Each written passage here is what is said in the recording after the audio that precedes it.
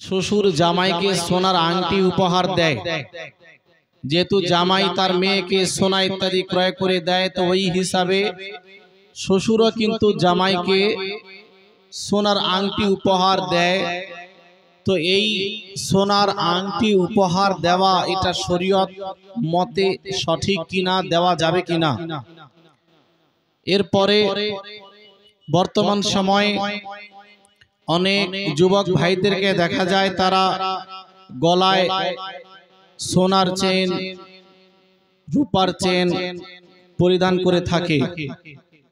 মা বোনদের মধ্যেও এবং ছেলেদের মধ্যেও এটা দেখা যায় যে অনেকেই লোহা, তামা, পিতলের আংটি ব্যবহার করে।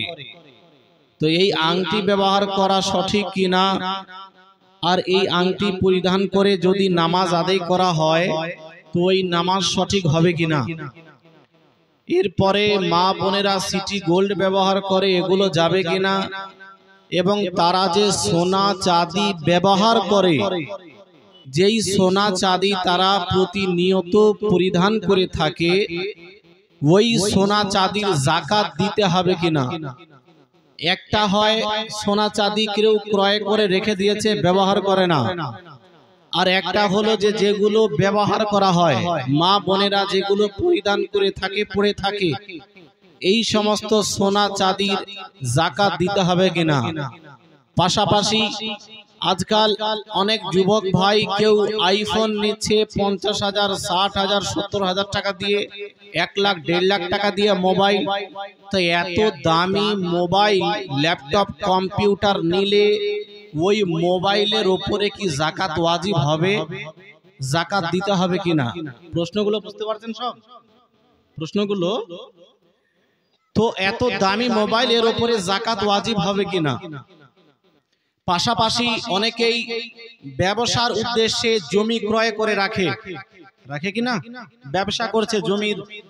তো ওই যে 10 লাখ টাকা দিয়ে একটি জমি ক্রয় করে রাখলো, এই নিয়তে যে যখন আমি এর চেয়ে বেশি দাম পাবো বিক্রি করে দেব, এক কথায় ব্যবসার জন্য। তো এই যে 10 লাখ টাকা দিয়ে জমি কিনে নিয়ে রেখেছে, ওই 10 লাখ টাকার উপরে যাকাত ওয়াজিব হবে কিনা? এই সমস্ত প্রশ্নের ইনশাআল্লাহুল আজিজ উত্তর দেব। পাশাপাশি যদি আপনাদের কোনো প্রশ্ন থাকে তো আপনারা লিখে রেডি করে রাখতে পারেন, বা পরবর্তীতে যদি কলম খাতা কলম না থাকে তাহলে ইনশাআল্লাহুল আজিজ এখানে এসে জিজ্ঞেস করতে পারেন, ইনশাআল্লাহ জবাব দেওয়ার চেষ্টা করব।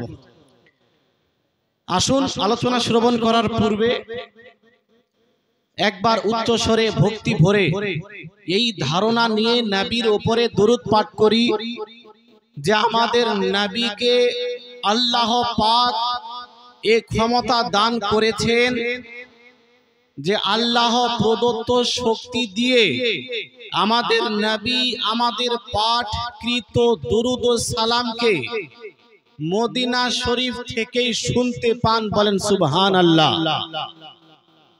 ঘুম লাগছে আপনাদের? হ্যাঁ না, ইনশাআল্লাহুল আজিজ একদিন তো জালসা, ঘুমানোর অনেক সময়। তো আমরা আহলে সুন্নাত ওয়াল জামাত, আমাদের এই ধারণা যে আমরা যে এখানে দরুদ পাঠ করছি, আল্লাহ পাক নিজের নবীকে শক্তি দিয়েছেন। এটা আমার নবীর ব্যক্তিগত শক্তি না। পৃথিবীতে সৃষ্টি জগতে নবীর কাছে হোক আর ওলির কাছে হোক, যে কোন সৃষ্টির কাছে হোক না কেন, যা ক্ষমতা আছে, যা শক্তি আছে, যা পাওয়ার আছে, এটা হলো আল্লাহ প্রদত্ত, এটা আল্লাহর দান করা। আল্লাহ পাকের দান ছাড়া সৃষ্টি জগতের যে কোন সত্তার ব্যক্তিগত কোন শক্তি নেই।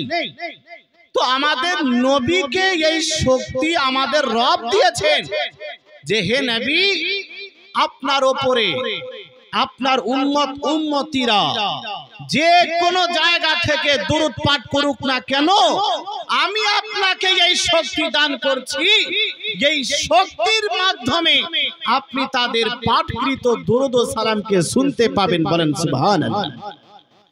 আজ কিছু ভাই আছে যারা এই হাদিসকে সামনে নিয়ে আসে। আবু দাউদ শরীফে একটি হাদিস শরীফ বর্ণিত হয়েছে যে তোমাদের দুরূদ এবং সালাম আমার নিকটে পেশ করা হয়। তোমাদের দুরূদ ও সালাম,